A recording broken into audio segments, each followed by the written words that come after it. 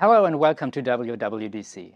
I'm Andreas from the localization team at Apple, and today I would like to share with you some examples about how to build high-quality localized apps. Internationalization means preparing your app to run on devices all across the world. When localization is done well, everybody gets to enjoy the same great experience and utility, regardless of the language they speak. Using the APIs that Apple offers, most parts of your app are internationalization friendly right out of the box.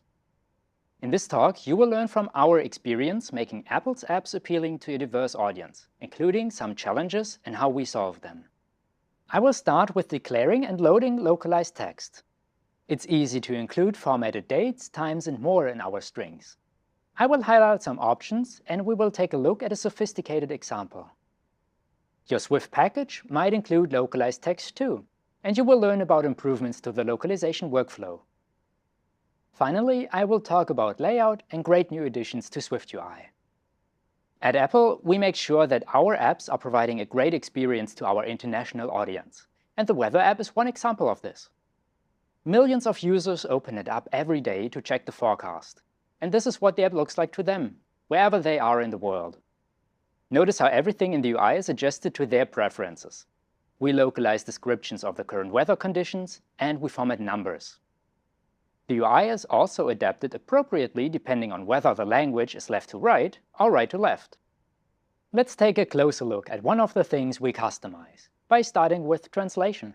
This view here says wind is making it feel cooler in English, and this is what it looks like in other languages.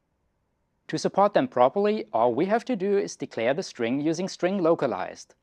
Xcode discovers it when exporting for localization, and we can send the result over to our translators.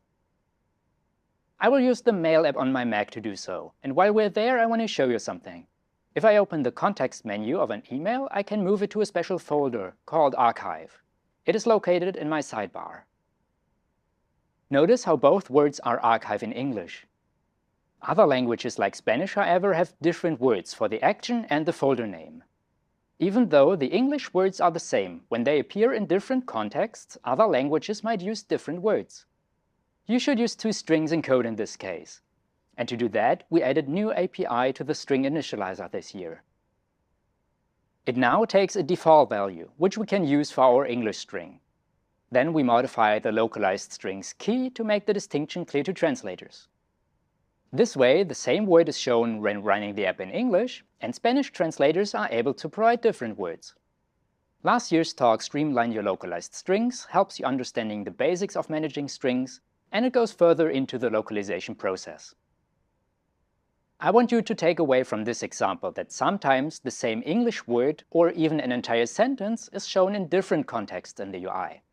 In these instances, make sure to use two different strings in your code. Weather is not just about the app.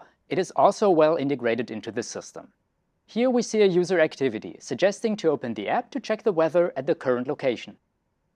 Let's take a look at how that might be implemented.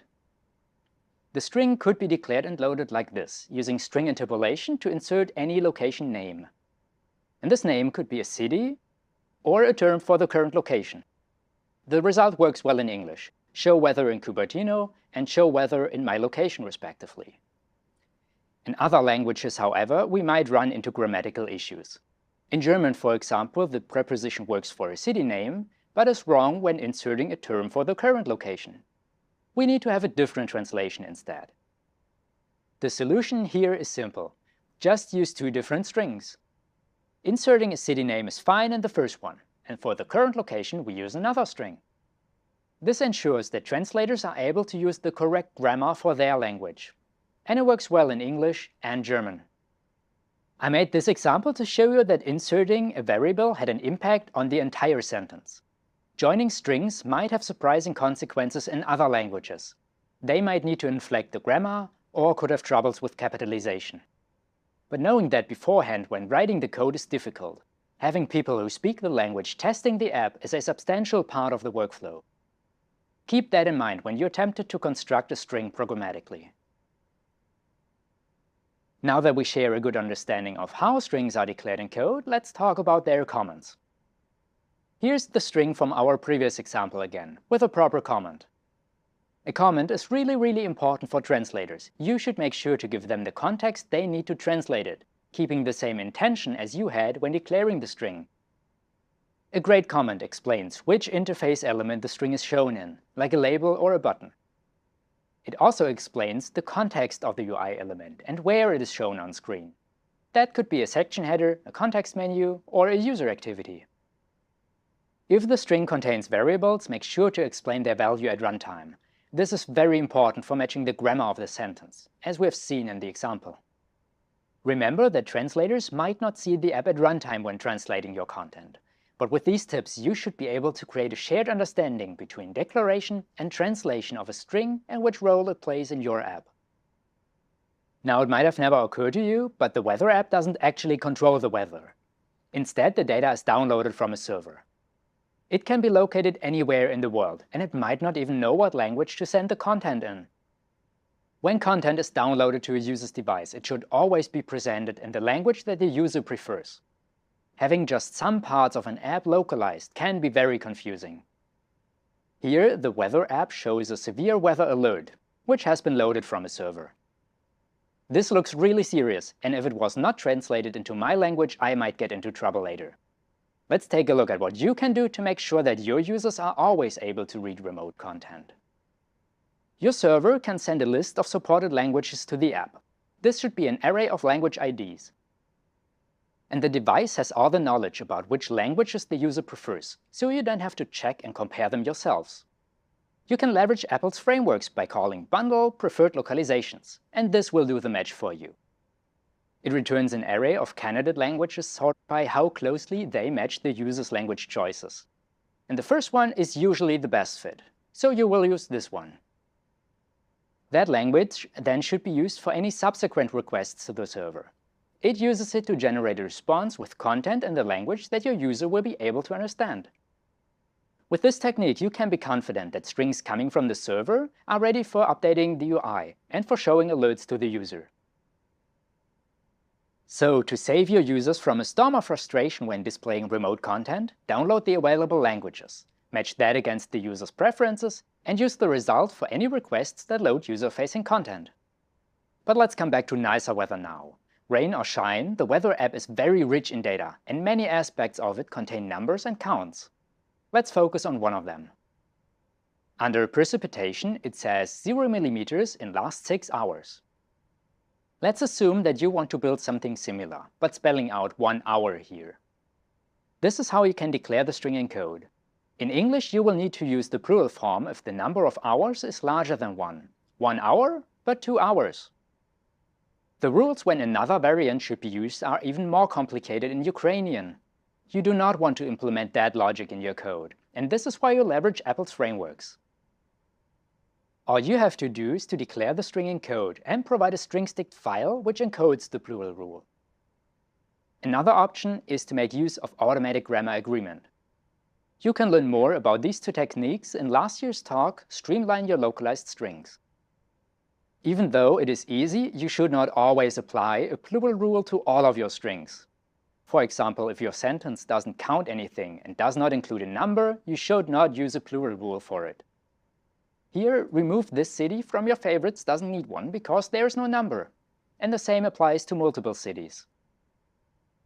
But if the string does include a number, you should consider having variations for plural. The string of the previous example counted how much rain will fall in the next hours, and we just learned how easy it is to make it adapt for numbers larger than 1. However, if there is a unit in the sentence, like a duration, a time, or percentage, you should consider using a formatter. So let's talk about formatters now. Weather displays the current humidity in percent in this view. To do this in SwiftUI, it's just a matter of a single line of code. You just wrap your value in text and specify how you would like your number to be formatted. And the equivalent Swift code is simple too. You just call formatted on your value. That really is all you need to do, and the formatter takes care of everything else. It does not only place the percent sign in front of or after the number and add spaces, it also accommodates for the user's preferred numbering system. And that is something that Arabic and Hindi users expect. But that's really only the beginning of what types of data you can format. There are formatters for almost everything, and I encourage you to recap the session Formatters Make Data Human-Friendly.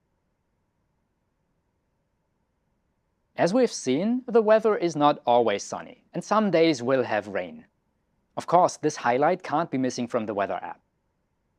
Under rainfall, it says 50 millimeters expected in next 24 hours. And I'm really glad that it is not that much where I am right now. In English, the case is simple. We say 50 millimeters expected in next 24 hours. In Spanish, however, the matter is more complicated. We need to vary the translation when the amount of precipitation is singular or plural. We can solve this by combining both a formatter and a plural rule. The string 2 mm is produced by a formatter, and it is embedded in a sentence that needs to be varied for plural in Spanish. Alright, let's take a look at how to do this in code. We start by declaring a function that takes a parameter about how much the precipitation will be in millimeters. Probably it was downloaded from a server. First, we ask the system for a unit length, which encodes the user's configuration, and it will pick the right one for our use case of showing rainfall. If the user has not configured their system to use metrics, the measurement type can be easily converted to the preferred unit. Next, the formatting API allows us to produce a formatted string for the value in a single line of code. The preferred unit already has the information that we want to display rainfall, so when formatting, we set the usage to as provided. If more than 1 millimeter or inches of rain will fall, we want to use the plural case. We convert the value into an integer so that we can check for that. Next, we load a localized string with a given key, and we provide a default value too. There we use string interpolation to include the integer value, the formatted value, and the number 24. The number is defined in code here because it will be always 24 hours. Using string interpolation automatically makes sure that the correct numbering system is used. The key is declared in a string-stick file. Let's take a look at that. The string-stick starts with the key that we have just used in our code. In English, we don't need to vary the string for plural, so we use the category of other for it. The first parameter defines which category is chosen at runtime. Remember, it was the integer value. Parameter number 2 and 3 are present in the formatted string. This defines what the sentence will look like at runtime. The Spanish string-stick has the same structure, except that we provide a translation in both singular and plural. We have now formatted the data in code and placed it in a sentence. A string-stick file contains the plural rule so that the Spanish translation is using the correct grammar. Sometimes it's challenging to provide a fully localized UI that is working well for all languages. Again, you learn that joining strings can work for English, but might have surprising consequences in other languages. This might require some comprehensive code to do, but now you know how you can make it right for all your users. Sometimes your strings are in a dependency, or in a module that your app uses. Or maybe you distribute your own code to other developers too using Swift packages. Let's take a look at what's new for localization. For defining a Swift package, you declare the structure and build configuration by using Swift itself. If you have user-facing content, you can use the parameter default localization to declare that the content is using English as primary language. That is similar to specifying the development language of an app project. Xcode now reads that parameter and recognizes that you are interested in providing a localized experience. Because of that, it will add the option to export localizations to the product menu. You're probably used to using this feature for your main app, and now it also works for Swift packages. If you click Export, Xcode reads your code and extracts all your strings. They are placed in XClog files that you send to translators. And to import your localized content back into your package, use import localizations. And Xcode will place the files at the correct file path in your package. The workflow of localizing a Swift package is now identical to localizing your app. But remember, loading a string in a Swift package requires that you specify the bundle argument. You can learn more about that in the talk Swift Package, Resources and Localization. If you are the author of a library which is distributed as a Swift package, you now have an easy way of keeping your project updated and making localization a regular part of your workflow. You put a great amount of effort and care into your project, and having it localized is a huge time saver for all of your clients. It can really make it stand out. Make people aware that you are going the extra mile to provide the best experience with your software. So go ahead and tell them. Be open about which languages you support out of the box. As an app developer, you put special considerations into your dependencies, not only from a code quality perspective. Components that you use should support the same languages and high-quality translations as the rest of your app. In the case that third-party code is not localized to your required languages, you can still create a local copy of the package and update the localizations there. Make sure to test all parts of your app in the languages that it supports. This way you can make sure that there will be no UI elements that are not adapted to the user's language. Most of the time, a translated string is longer or shorter than the English equivalent, and that always affects the layout of your app. Let's look at what this means for the weather app. This is the app running in English, and on the right side you can see it running in Arabic. It is apparent that not only translations are adapted to the language, but also the layout follows the appropriate directionality. If you want to learn more about how to create a layout that works for all languages, which types of symbols provide a localized alternative, and what else to consider for right-to-left languages, make sure to watch the talk Get It Right to Left. Here the app is running in Hindi on the right side. Let's zoom in. The script of that language tends to be taller in general. And if you look closely, you see that the height of the labels are adjusted to accommodate for that. The system does this automatically. All you have to do is to make sure that you don't give UI elements a fixed height. Don't assume that everything will fit within 44 points just because it's tall enough to fit the English string. Please expect your text to be taller according to the circumstances. Coming back to the main view and scrolling it up, Weather has a 10-day forecast view, which is great for checking out the next week. What stands out on this screen is how it dynamically adjusts the position of elements according to the longest label.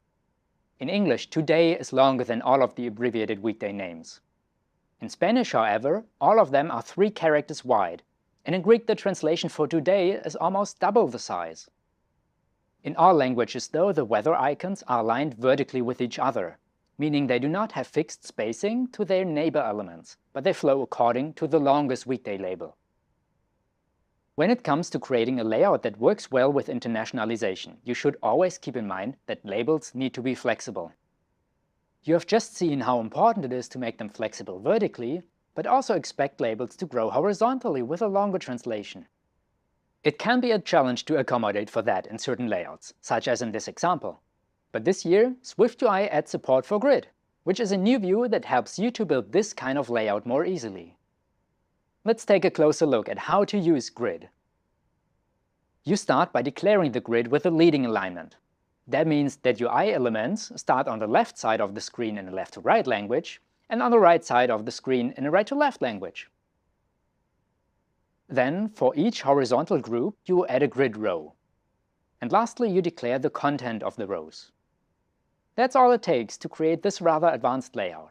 When the label needs more space, the capsule can shrink in size because it's the most flexible element.